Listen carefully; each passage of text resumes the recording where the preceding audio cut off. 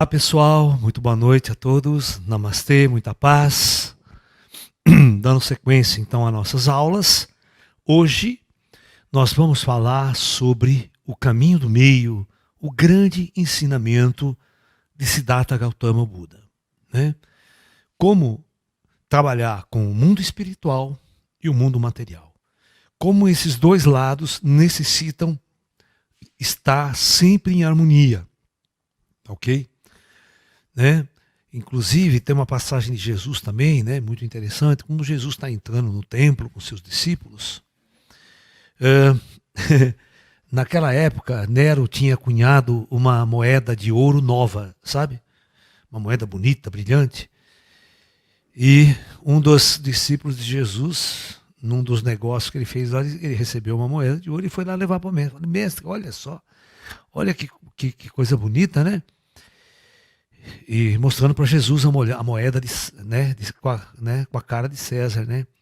Ele mostrou, né, para Jesus. Jesus olhou assim e falou assim: que rosto que é isso aqui que você está vendo? Porque tem a cara e coroa, né? Tem o valor da moeda e do outro lado tem a cara. E nesse caso a cara era a foto do César, né? Da imagem do César.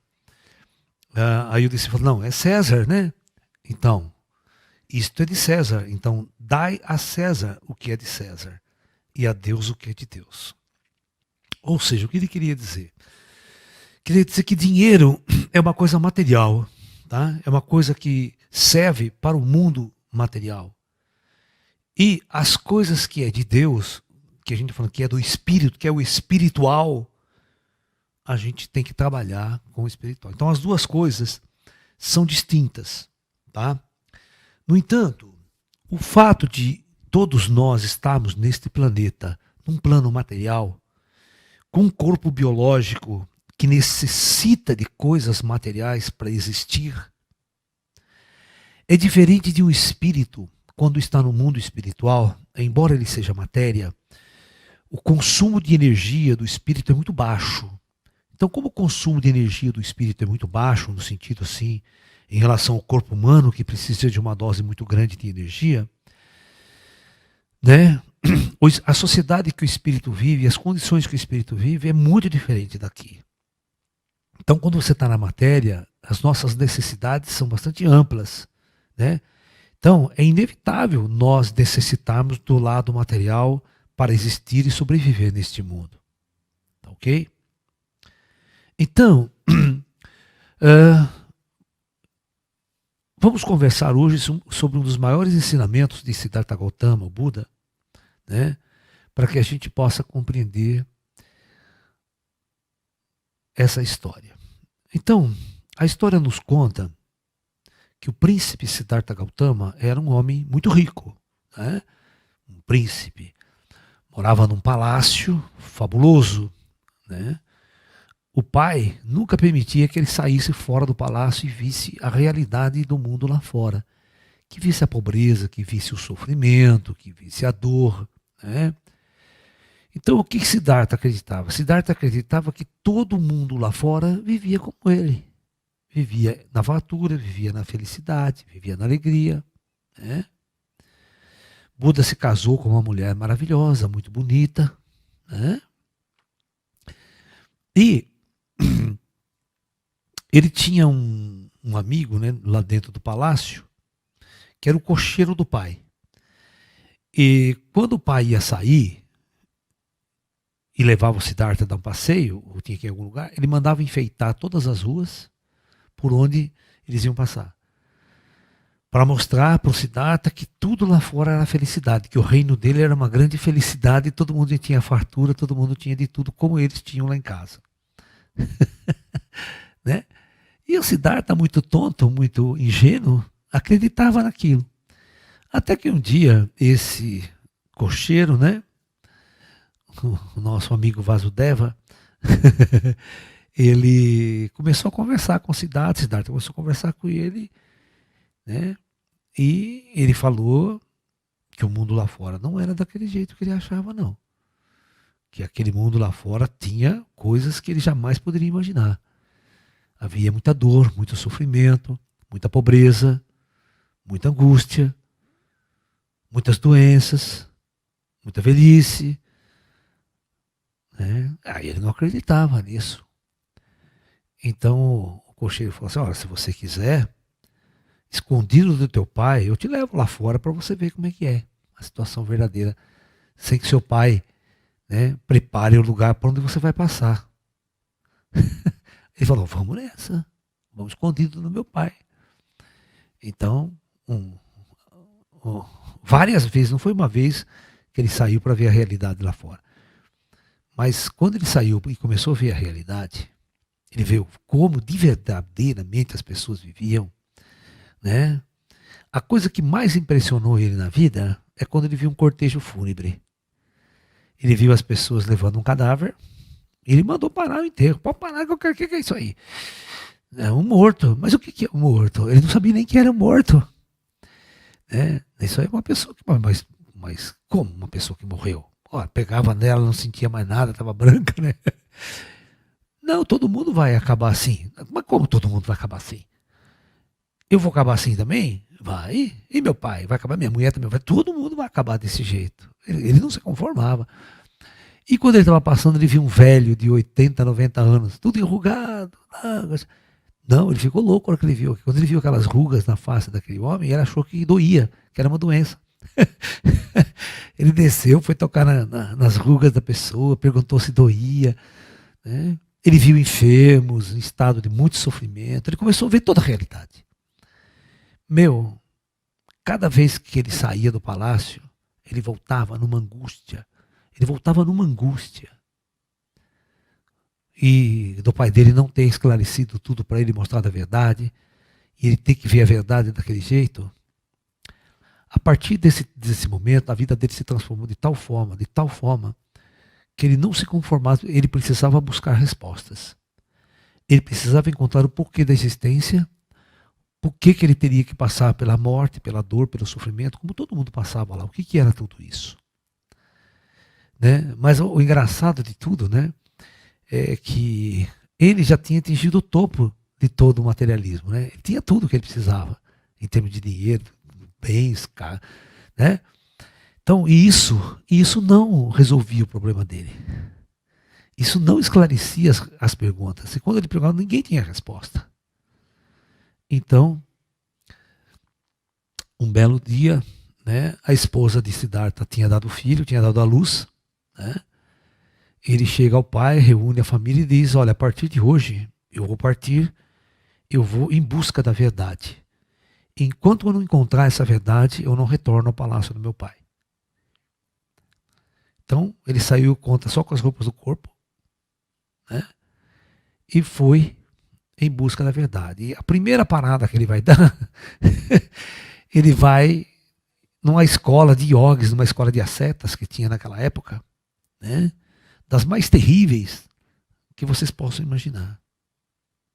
Porque indicaram para ele, ó, você quer essas respostas, você quer saber dessas coisas, só quem pode te ajudar são os sábios, os sadhus, né, os gurus, que estão ali naquele vale, e eles são, né, religiosos, e talvez ele possa responder essas perguntas. Então ele foi lá, né, reuniu com o mestre, lá, e o mestre, ele começou a fazer um monte de perguntas para o mestre, tudo que ele queria saber, o mestre falou: bom, se você quer saber essas respostas, você tem que entrar aqui para atingir o nirvana, para atingir a iluminação.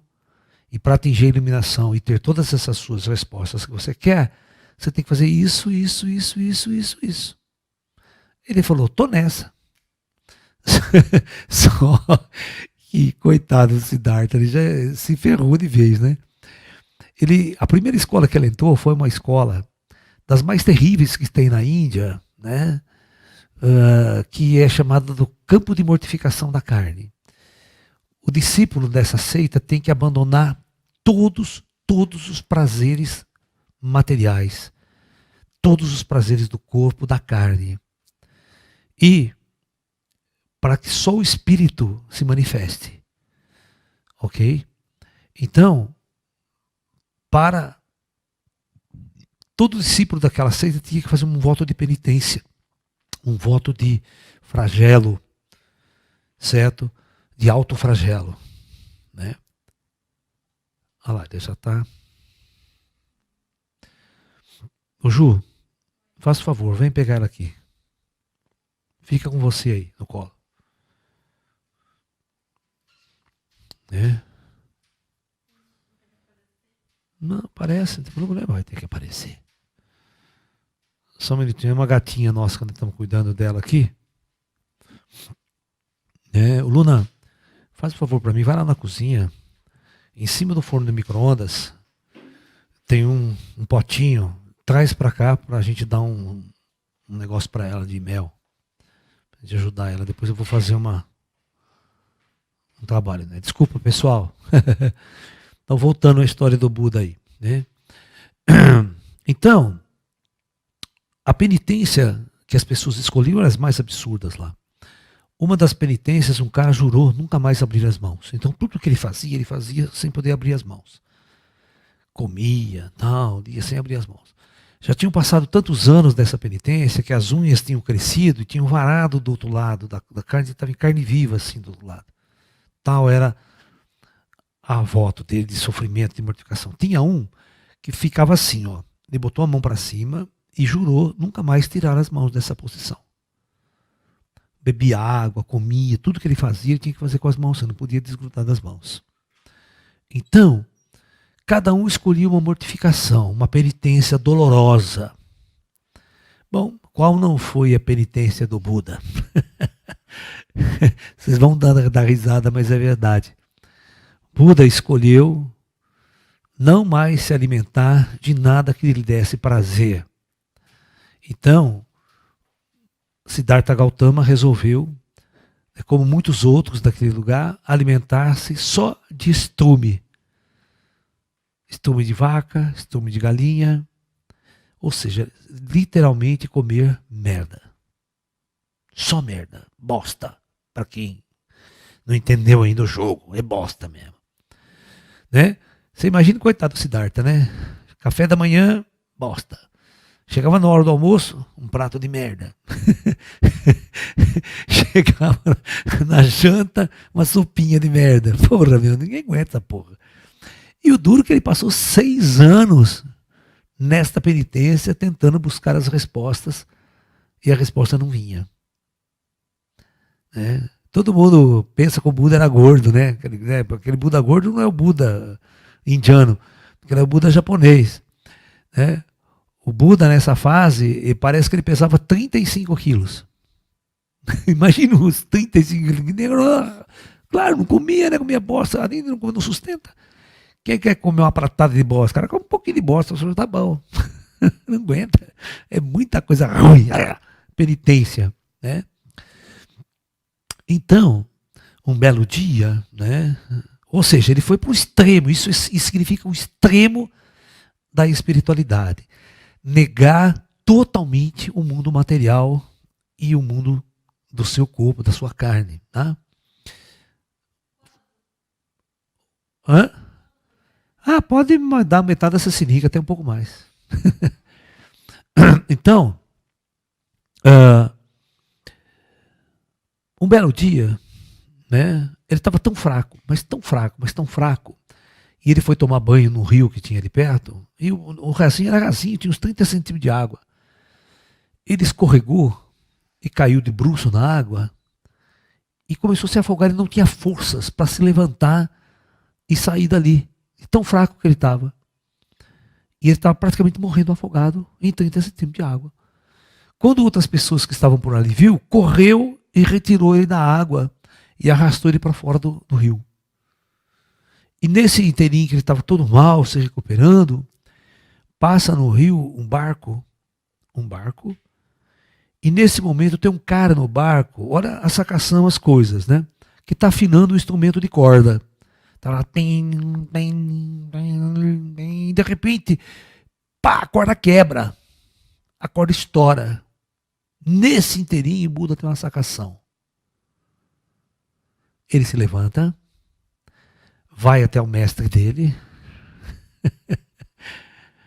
se despede do mestre dele, e 2 ou 3 mestres daquela seita, e a partir daquele dia ele se retira daquele campo de treinamento yogi. Porque ele percebeu, naquele momento, presta bem atenção, que um verdadeiro instrumento, para tocar uma melodia perfeita, a corda não pode estar muito frouxa e também não pode estar esticada demais, que ela se arrebenta. Então, para que tudo esteja e funcione muito bem, tem que estar em equilíbrio ou em profunda harmonia. E Buda descobriu que o verdadeiro equilíbrio se dá no centro, nem tão à direita, nem tão pouco à esquerda, nem tão pouco para o lado espiritual, nem tão pouco para o lado material. Então, a partir desse dia, né, Siddhartha Gautama, o nosso grande mestre, conhecido como Buda, o Iluminado, descobriu a sua famosa doutrina, né, chamado o caminho do meio.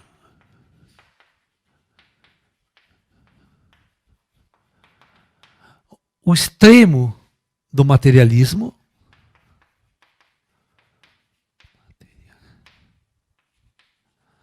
e, por lado de cá, o extremo do espiritualismo.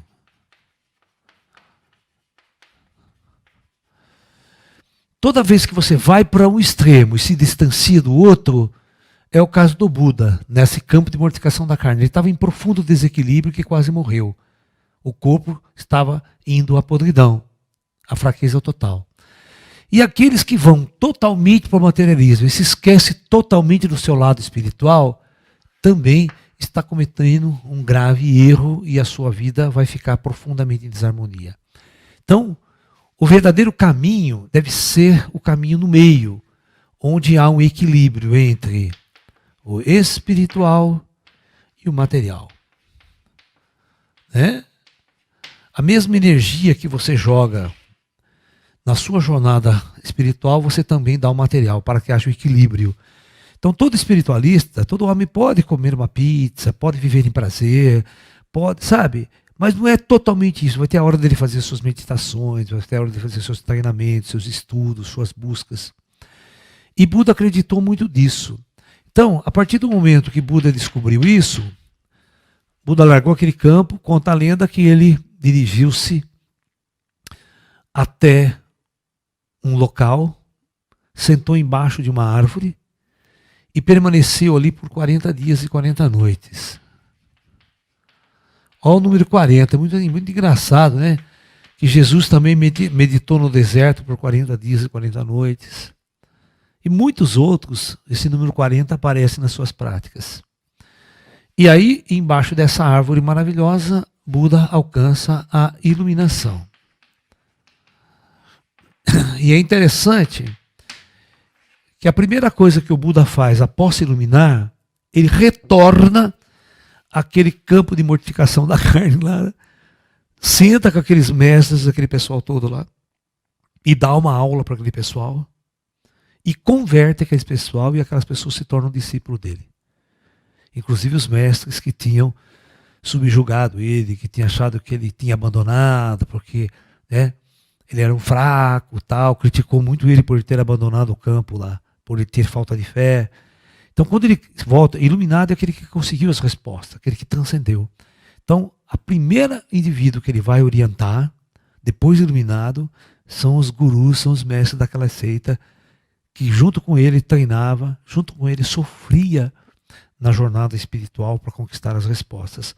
E Buda falou que não é preciso isso para conquistar as respostas. E ele provou que não é preciso tanto sofrimento, tanta angústia, tanta dor para a gente conseguir o caminho da iluminação e a espiritualidade. O equilíbrio é o melhor caminho. Né? A gente fala que quando o Buda descobriu isso, viu, Luna? Né? Imediatamente ele foi para uma pizzaria. Né? Pô, 6 anos comendo bosta, cara. Né? Eu saio correndo para pizzaria. Né? É brincadeira. Então, para vocês terem uma ideia como isso é importante no budismo, né? No budismo clássico e todas as linhas budistas, essa filosofia do caminho do meio, ela influenciou todo o budismo no mundo. Inclusive, qualquer templo budista que você vai visitar, presta atenção, tanto no Japão, qualquer lugar ele é assim, ó. Toda a entrada do templo tem 3 portas. Tá? Tá? Sempre essas 2 portas vão estar fechadas. Somente essa porta do centro está aberta para você entrar no templo. Isto simboliza o quê? A doutrina máxima de Siddhartha Gautama, o Buda, sobre o caminho do meio. Nem tanto, nem a esquerda, nem a extrema. O certo é o caminho do meio.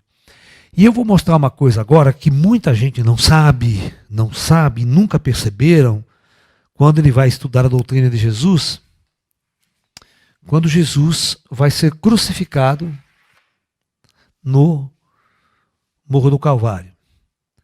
Vocês vão ver esse símbolo aqui, ó.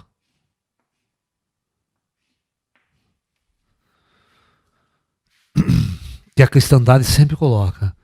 Jesus é crucificado e ao lado dele 2 ladrões. 2 ladrões.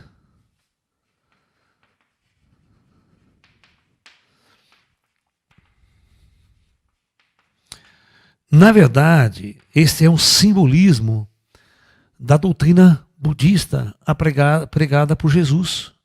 Jesus aprendeu muito com Buda, com a doutrina de Buda. Jesus conheceu muita coisa. E esse é o famoso caminho do meio, né? Qualquer caminho que você toma vai roubar a sua vida, vai roubar a sua essência, vai roubar a sua luz. Só um caminho leva ao Pai, leva a Deus, e é o caminho do meio.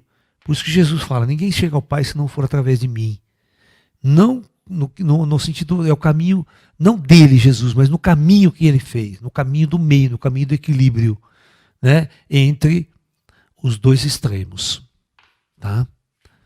Então, fundamentalmente, todos nós que devemos buscar a luz e a espiritualidade nos dias de hoje, devemos entender que é muito importante este equilíbrio, para você não ir para a loucura, para o fanatismo e aquela coisa toda, né? Tem perguntas? Vamos conversar. A escola de yoga onde se praticavam penitências ainda existe? Existe e é uma merda, né? A Índia é um dos países mais malucos que a gente já ouviu, né? O budismo, ele não penetrou em toda a Índia. Inclusive o budismo não faz sucesso na Índia, não sei se vocês sabem, tá? O budismo faz muito pouco sucesso na Índia. A Índia tem o hinduísmo, né? Que é os Vedas, aquela coisa toda até hoje, né? Você está entendendo?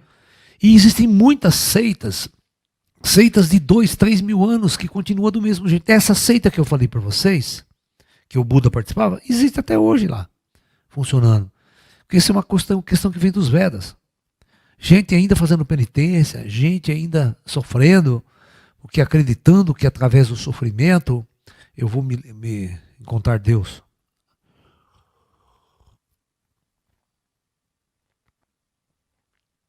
A Índia é uma terra muito louca, sabe? Muito louca, né? Muito louca. Não é preciso. Nós temos que entender que as coisas materiais, elas são, na verdade, uma sustentação para a sua jornada espiritual.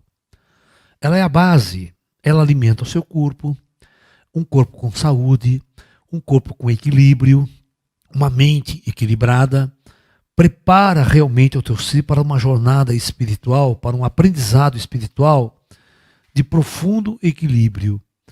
Então, é isso que nós temos que compreender. O que é o mundo material? O que são as coisas materiais? O que são os objetos?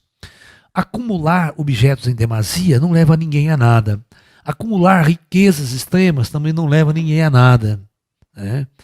Então o que nós podemos entender é que as coisas materiais, eu aprendi muito isso. Eu tinha um vizinho, por exemplo, aqui. Hã? Leva ela lá para fora então, faz favor. Eu tinha um vizinho, né? Eu tinha um vizinho que detestava gato. Simplesmente porque o gato subia em cima do carro dele e às vezes, de vez em quando, riscava um pouco o carrinho dele. Nossa, cara, ele ficava tão doente mental que ele queria botar veneno para matar os gatos. Você está me entendendo?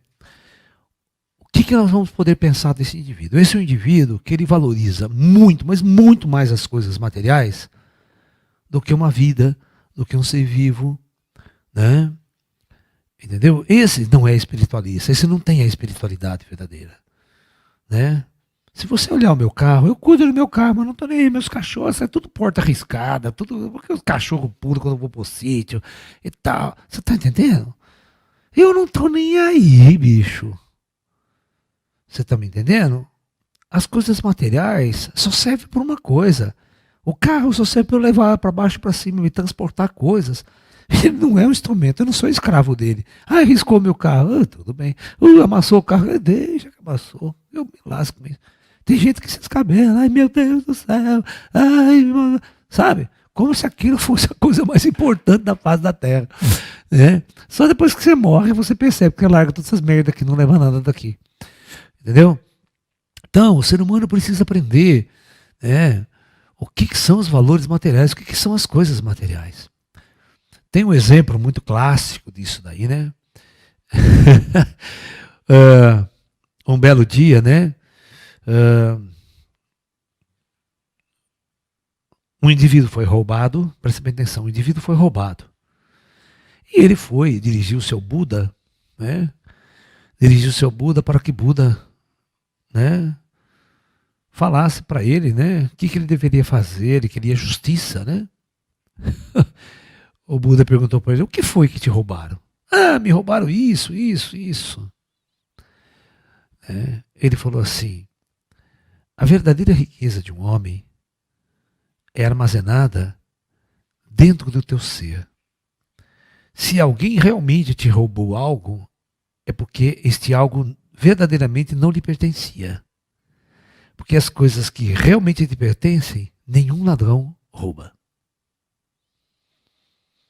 Tá? A verdadeira riqueza construída internamente de você não tem como ninguém roubar.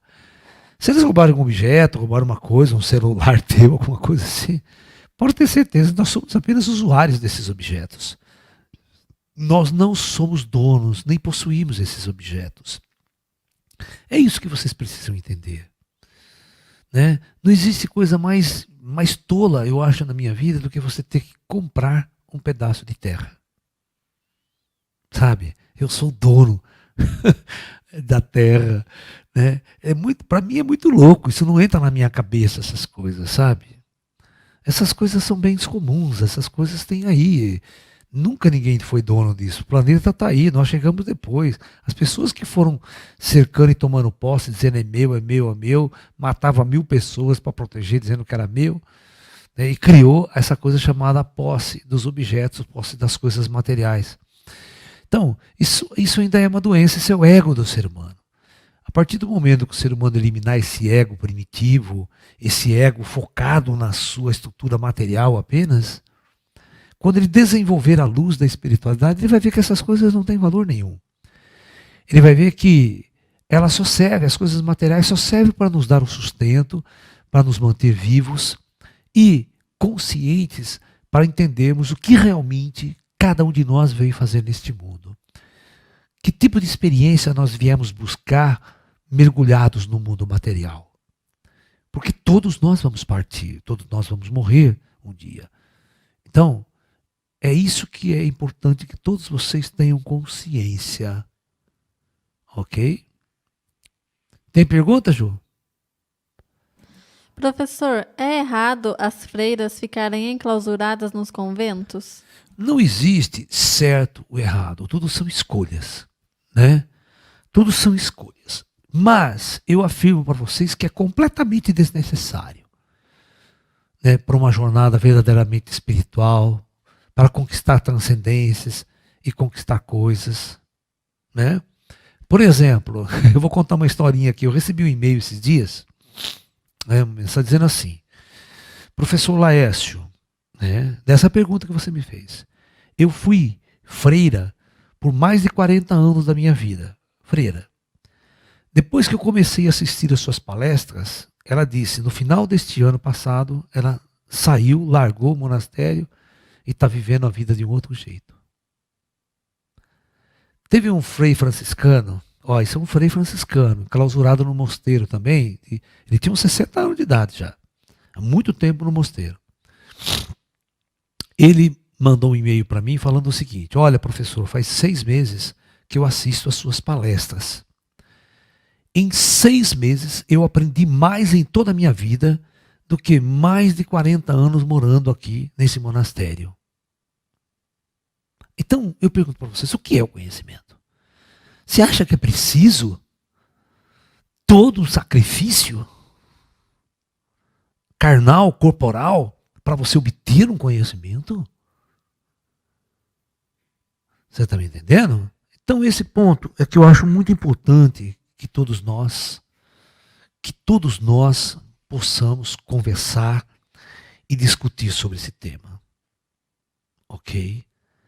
Pode ter certeza que esses esforços, esse sofrimento, essas penitências, elas foram inventadas por doutrinas, como se eles soubessem o que realmente Deus quer de você.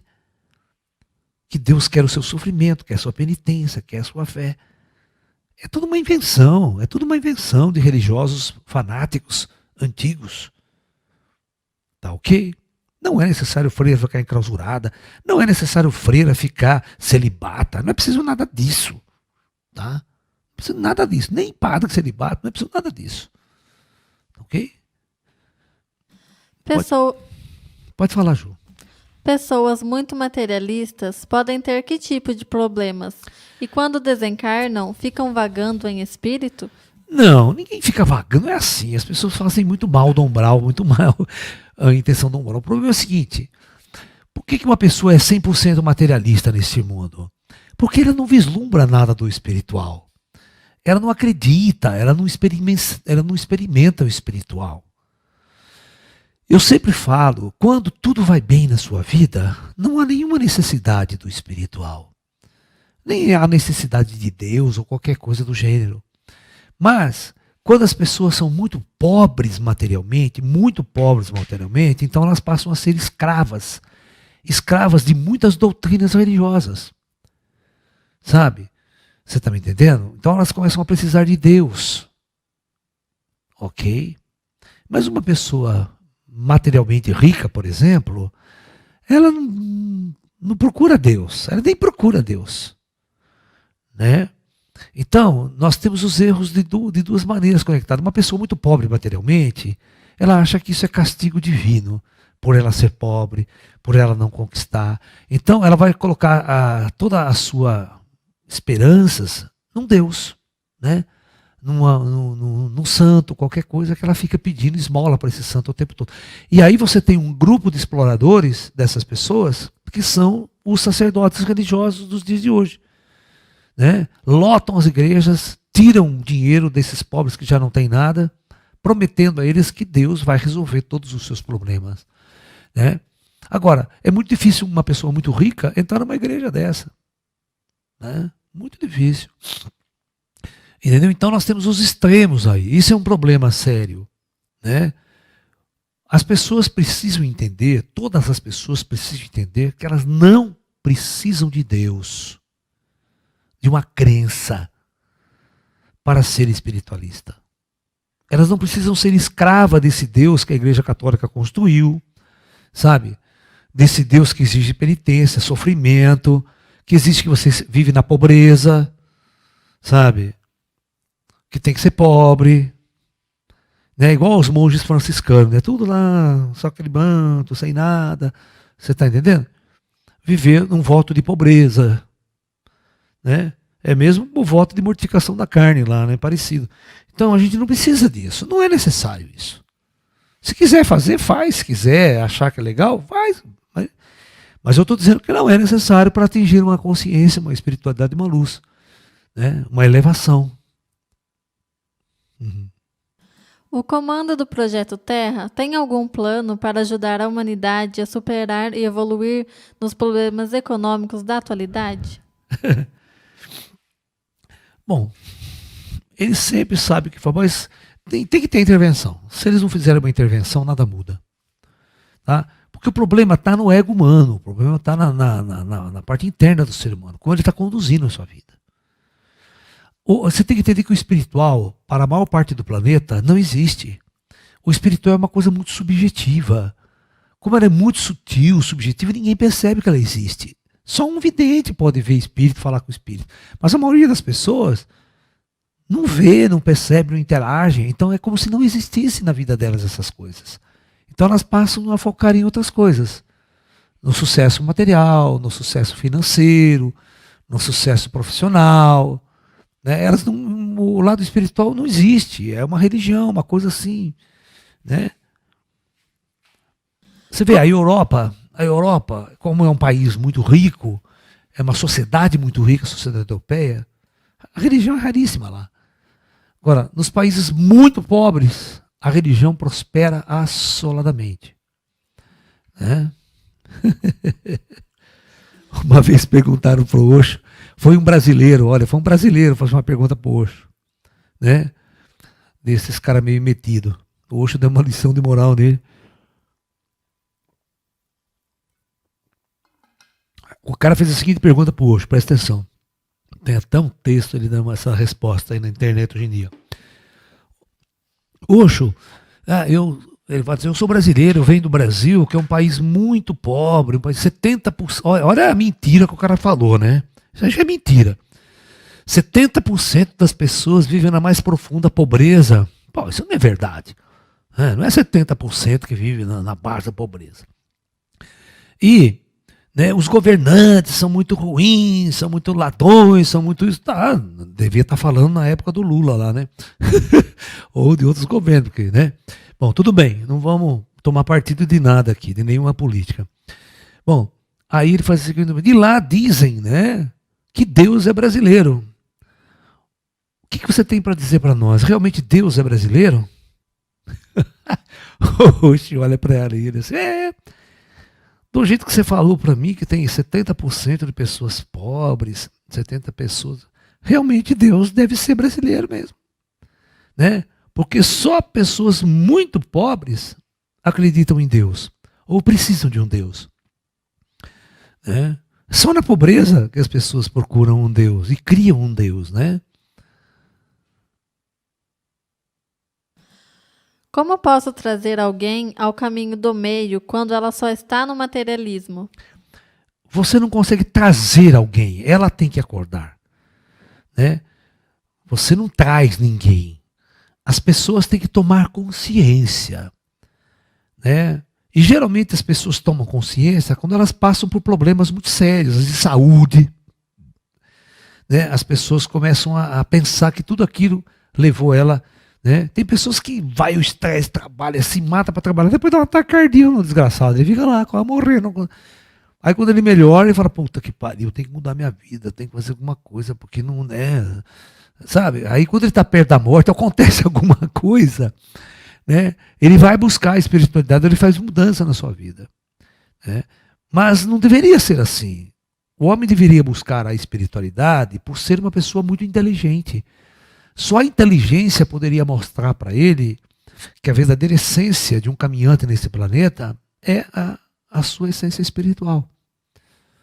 Né? Todo indivíduo muito inteligente, como Einstein, todos os grandes cientistas, todos eles tinham uma percepção do divino. É muito engraçado, né, quando todo lugar que Einstein ia fazer uma palestra, era inevitável alguém na plateia levantar e fazer a seguinte pergunta para Einstein: o senhor acredita em Deus? O Einstein dizia assim: eu só acredito no Deus de Spinoza. Tá? Spinoza, não sei se vocês sabem, foi um grande filósofo. Tá? Agora eu quero que vocês vão na internet e procurem saber qual que era o Deus de Spinoza, né, que o Einstein acreditava. Vocês vão ter uma surpresa muito legal. Né? E eu também, né? Eu sou que nem o Einstein, também acredito no Deus de Spinoza. É muito interessante, depois que vocês vão entender o que eu estou falando. né? Uma pessoa muito rica também pode ser muito espiritualizada? Claro que pode. É só ela não ser escrava do objeto da sua fortuna, né? Tem gente que nasce muito rica. Ela não faz esforço nenhuma para ser rica. Buda foi assim, Buda nasceu em berço de ouro, né? Ele não fez nenhum esforço para ser rico, mas ele fez um grande esforço para se tornar um espiritualista e até atingir a sua iluminação. Não foi fácil, não é uma coisa que vem fácil. Então, você pode ser uma pessoa muito rica. Nós vamos falar isso amanhã, tá? A aula de amanhã é exatamente sobre isso, né? Sobre riqueza e espiritualidade. Posso ser rico e ao mesmo tempo ser um espiritualista? Né? O Osho não tinha 150 Rolls Royce? Né? Nós vamos discutir o lance do Osho. É muito interessante essa visão do indiano que o indiano tem sobre a matéria, sobre o dinheiro. Né? Os eremitas tibetanos podem ser considerados como o extremo do espiritualismo? Pode, com certeza. Eu jamais faria essa merda. Eu jamais me sujeitaria a entrar e ficar 3 anos numa caverna escondida. Não é necessário também. Eu acho que não tem. Todos os extremos, né? É uma coisa assim. É sofrimento. Eu acho que o ser humano não está aqui para sofrer. Ele não veio aqui para sofrer. Você pode buscar o sofrimento, né? Mas a vida tem que ser uma dança, ela tem que ser uma felicidade, tem que ser uma alegria. Nós temos que aprender com tudo que está acontecendo aqui, né?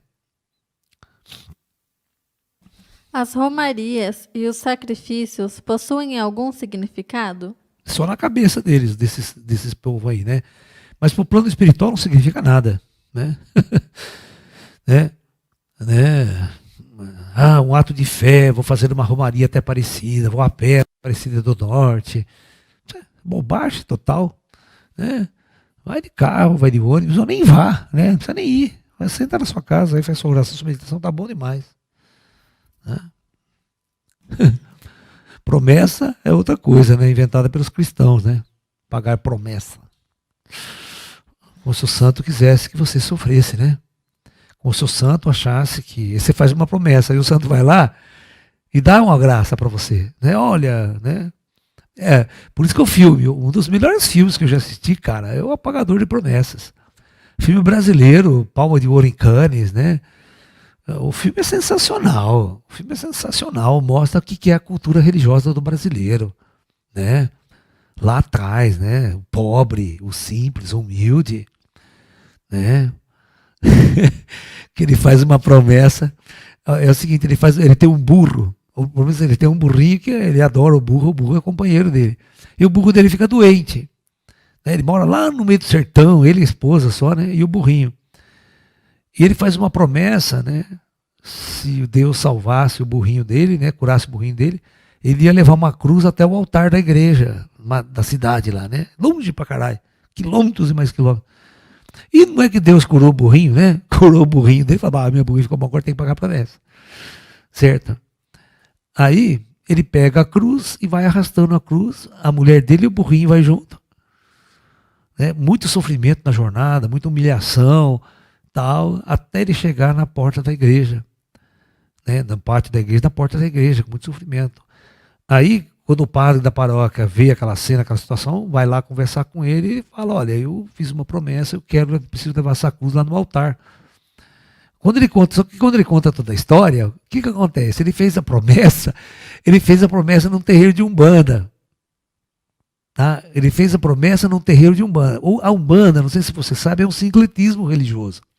Né? Existe os santos católicos, os santos, né? E ele fez uma promessa num terreiro de Umbanda para um santo católico de levar na igreja, certo? O padre não deixava ele entrar, mas nem fudendo, não deixou ele entrar para cumprir a promessa dele. E aí o filme vai se desenrolar em toda essa coisa dele na frente da igreja, querendo levar essa cruz e terminar a promessa dele e colocar a cruz na igreja. Ele não arredava a pé, falava, não saio daqui enquanto eu não cumprir minha promessa. Minha promessa foi feita agora, não vou, né? Eu sou um homem honesto, eu vou cumprir essa promessa.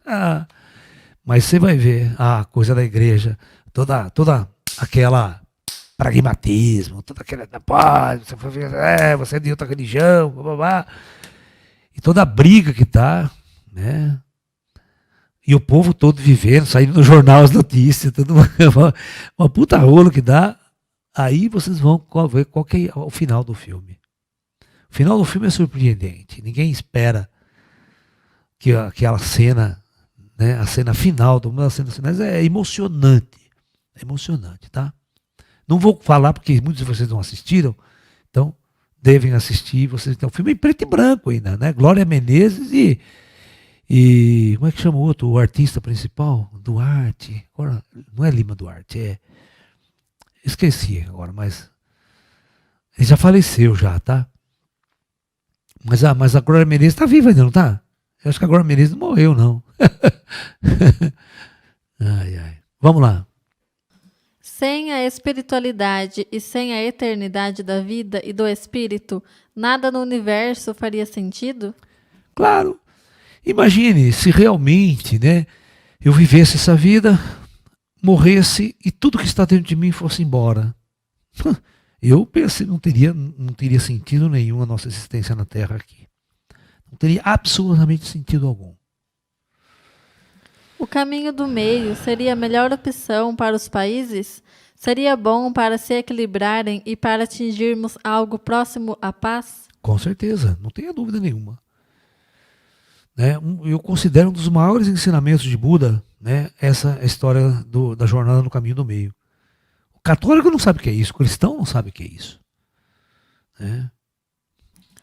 Para o espiritualista, a fé raciocinada é mais importante para o equilíbrio? Eu acho que o indivíduo não pode ser fanático religioso, ele tem que ter o pé no chão, ele tem que ter o equilíbrio, ele tem que usar a inteligência também, ele tem que aprender a questionar, estudar os textos e tentar entender, questionando, tá? Os ensinamentos dos mestres antigos, os ensinamentos de Jesus, os pastores distorcem muito o conteúdo dessas mensagens.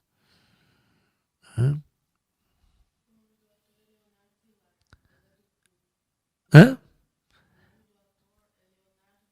Isso, Leonardo Vilar. Leonardo Vilar e Glória Menezes, né? No filme ele chama Zé do Burro.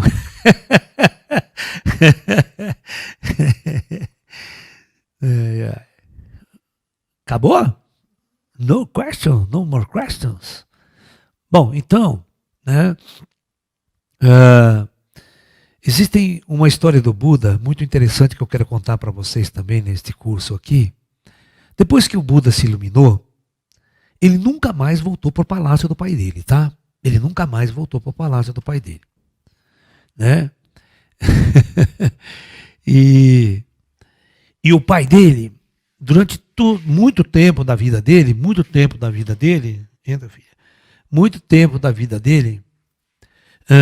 tentava levar o Buda de volta para o palácio. Para ele largar aquela vida de pobreza, né? Largar daquela vida de peregrinação, que ele tinha um palácio, tinha um reino para tocar.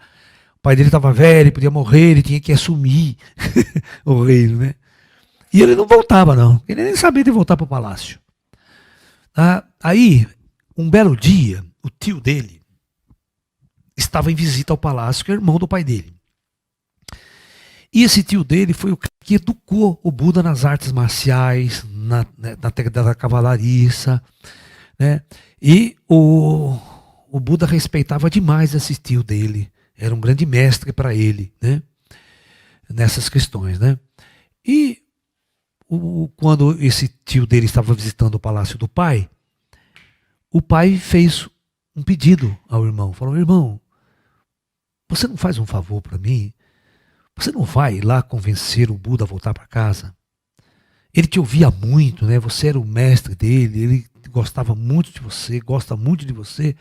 Eu tenho certeza que se você pedir para ele com carinho, ele volta aqui para o palácio. Ele muda de vida e volta para cá. O tio falou assim para o irmão: pode deixar que eu vou lá. Eu vou convencer o Buda a voltar para casa. Fica tranquilo, eu vou lá. Onde ele está? Ele está em tal lugar assim, estava próximo do palácio. Porque ele peregrinou para a Índia inteira, né?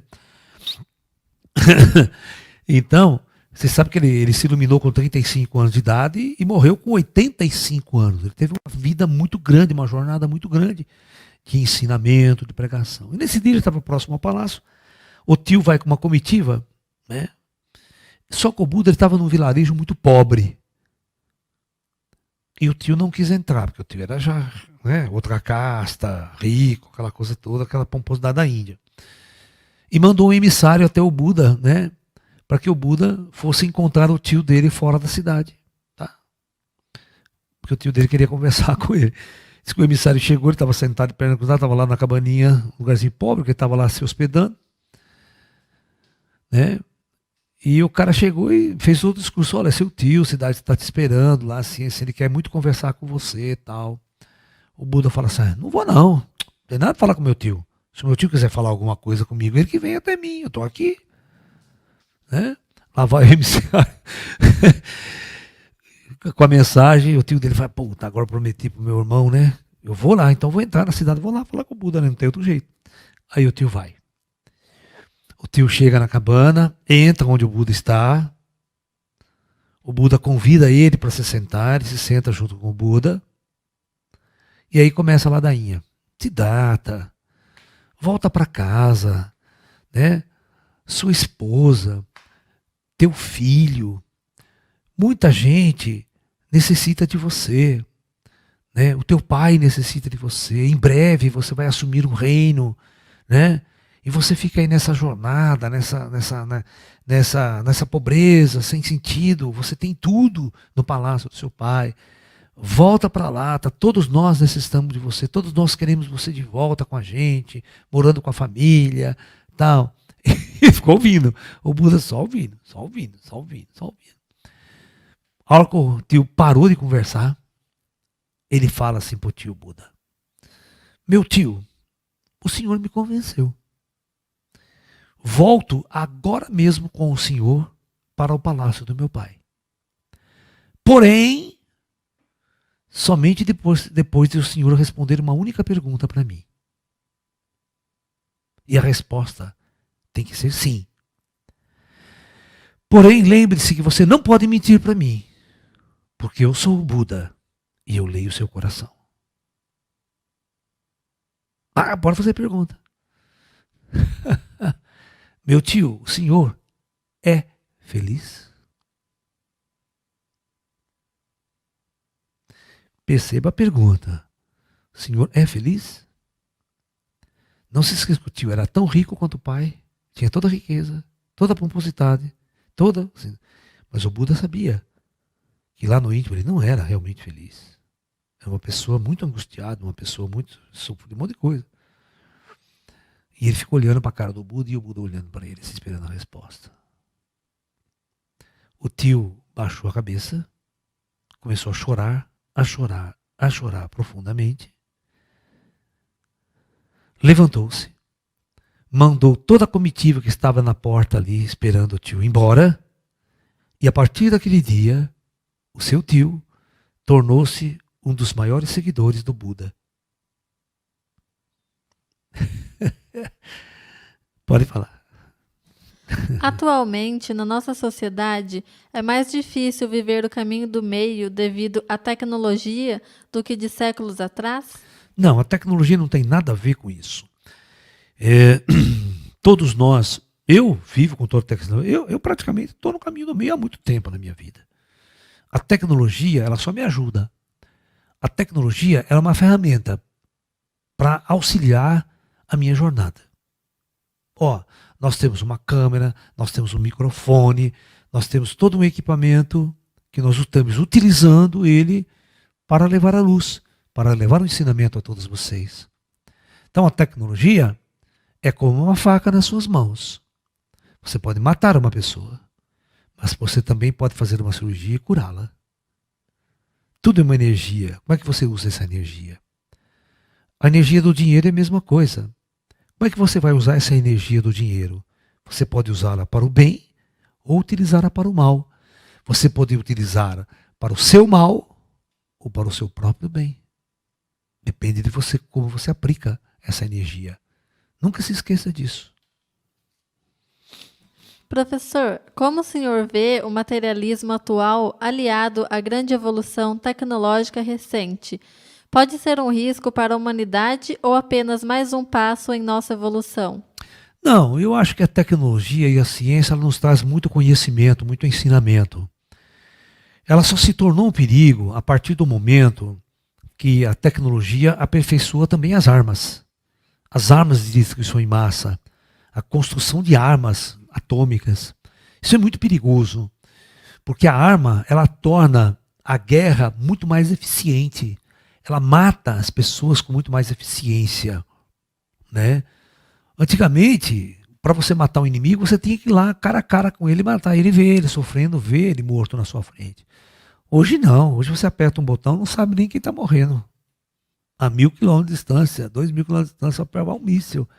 Então a guerra se tornou fria, ela se tornou tecnológica, ela se tornou, né, basicamente nesse sentido. Logo, nós não vamos ter nem mais soldados, nós vamos mandar só máquinas se guerrearem entre si, drone contra drone, né, vai ficar aquela luta totalmente virtual, aquela guerra virtual, né.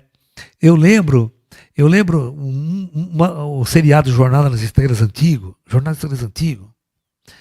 tem uma história que é muito interessante lá. A Enterprise vai explorar um sistema estelar novo que ela nunca foi. E quando ela chega lá, esse sistema solar que ela chega, novo, tem 2 planetas que eles percebem que esses 2 planetas são 2 civilizações em guerra. Né? E eles se teleportam para a superfície do planeta, né? E eles estão num subterrâneo, uma base subterrânea. Ele conhece uma das partes dessa coisa, não passa o outro planeta, né? E eles estão numa guerra. Ele falou, nós estamos há mais de 500 anos em guerra com aquele planeta, com aquela civilização. Nossa, o Capitão Kirk, mas como vocês estão em guerra? Né? Mas a gente chegou aqui, né, e de repente as cidades estão intactas. Mas como vocês estão em guerra? Olha só. Ele falou, não, é que nós aperfeiçoamos a nossa guerra. Olha só onde os caras foram. Nós aperfeiçoamos. Antigamente, um lançava mísseis e armas, destruíam cidades inteiras, né? A vida era um caos. Nós acordo e nós resolvemos fazer uma guerra virtual. O que é uma guerra virtual? É uma guerra que não há destruição. Porque quando você faz uma guerra, o seu único objetivo é matar o inimigo. Bom, então nós bolamos assim, nós criamos um sistema de defesa, criamos um sistema de computadores. Então, quando nós sofremos um ataque inimigo, e eles foram muito mais espertos e perceberam e vazou, nós fazemos um cálculo aqui de quantas pessoas foram mortas nesse ataque. Virtual. Com os campos de força dele. Então, nós precisamos colocar na câmara de desintegração, ou, por exemplo, se esse ataque matou 300 pessoas, eles são obrigados, por lei, a pegar 300 pessoas e colocar numa câmara de desintegração, matar essas pessoas, porque o inimigo matou. Agora, quando eu ataco eles também, e o número de mortes baixa lá tanto, eles são obrigados a fazer isso. Pelo menos a gente mantém a guerra limpa.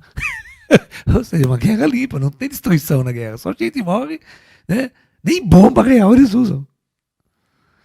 O Capitão Kirk falou assim, puta que pariu. E vocês estão há quantos anos nessa merda? 400 anos. O pior foi quando eles sofreram um ataque e o Capitão Kirk estava no número de baixas. Sinto muito, mas você tem que ir lá para a câmara de desintegração. Mas, vai te fuder, cara. Você acha que eu vou entrar nessa câmara? Não tem nada a ver com a guerra de vocês aqui, virtual e tal. O que o Capitão Kirk fez? Com a tecnologia da Enterprise que ele fez lá, né? Falou, pode deixar que nós vamos dar um jeito nisso aí. Né? Ele deu um jeito, comunicou com quem estava na nave lá em cima, falou, você faz o seguinte, você me meta 3 raios laser, assim, o phaser deles, aqui e aqui naquele outro planeta também. Arrebenta esses computadores aqui que faz essa guerra virtual. Então os caras, o Capitão, mas fudeu, que arrebentou tudo. Aí começou a cair coisa mesmo, Daí ele falou, pelo amor de Deus, não, o que vocês vão fazer? Agora eles vão usar arma real. Eu falei, é exatamente isso, eles vão usar arma real. Vocês fizeram a guerra tão limpa que vocês nunca mais resolveram parar com essa porra dessa guerra. Então a guerra de vocês vai ser suja, vai matar gente, vai destruir tudo quanto é prédio aqui, e aí vocês vão sentar para fazer a paz. Esse negócio de guerra limpa não tem nada a ver. E se vocês quiserem, agora a gente pega os assessores da federação, né? Eles chamam como é que chama lá? Os embaixadores da federação, e vai intermediar a paz entre os dois planetas aí. Mas desse jeito vocês não vão continuar. Mas não vamos deixar. Guerra, bicho. Guerra é destruição. Guerra é por isso que a gente parou com a guerra em nosso planeta. Por isso que vocês têm que parar com a guerra. Ah, de 500 anos se matando.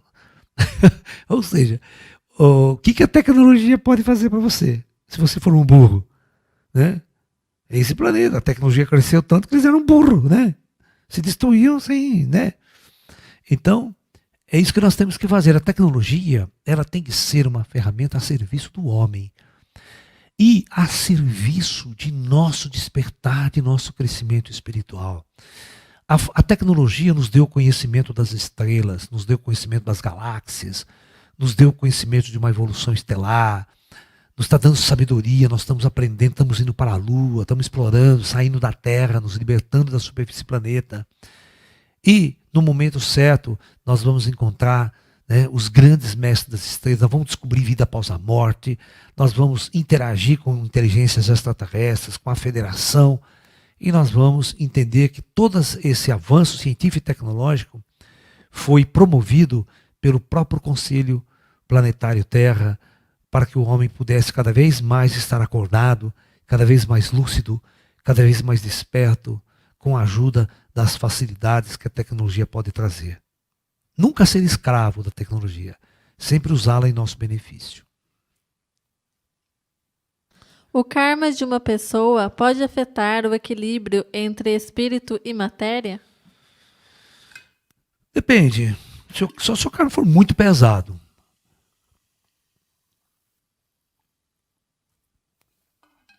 se o karma a resgatar for muito pesado, são aquelas pessoas que encarnam, né, cegas, tortas, se arrastando pelo chão, nascem em família pobre, não tem toda aquela assistência. Então é muito difícil, mas isso afeta muito a estrutura espiritual do ser, né?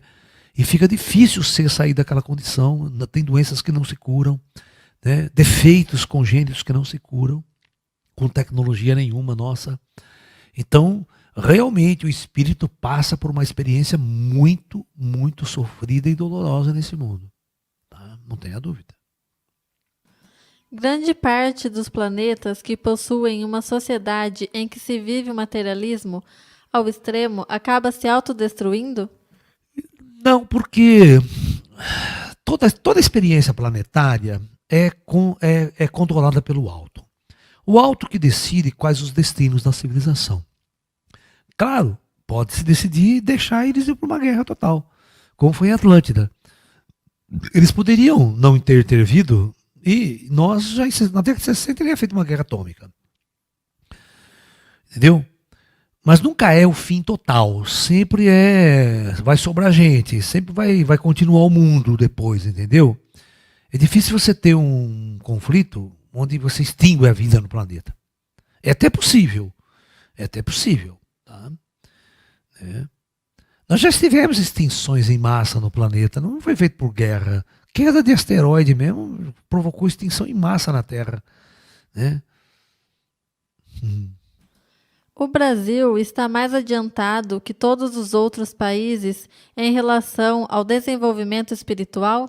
Não é verdade. Não é verdade. O Brasil, nós temos grandes mestres espirituais, tivemos muita ajuda espiritual. Né? O brasileiro é muito religioso. Religioso é uma coisa, ser espiritualista é outra coisa. Nós temos muitos seguidores de seitas crentes, mas se você for ver espírita, por exemplo, espírita nós temos 5 milhões na estatística. 5 milhões e 200 milhões não é nada. Né? O que é o resto? Né? As doutrinas crentes, as doutrinas evangélicas são muito primitivas. Né? Vai demorar para levar a gente para a iluminação através desse caminho. Né? Mas nós temos na Índia, né? Nós temos muitas linhas de pensamento, muitas pessoas espiritualizadas. Mas o planeta é um planeta difícil. É um planeta difícil, tá? É um planeta muito difícil. A espiritualidade real e verdadeira e profunda que leva à iluminação e à transcendência, esta é muito pouca no planeta. Beleza, então, pessoal. Então, amanhã nós vamos falar sobre riqueza e espiritualidade Namastê, muita luz a todos.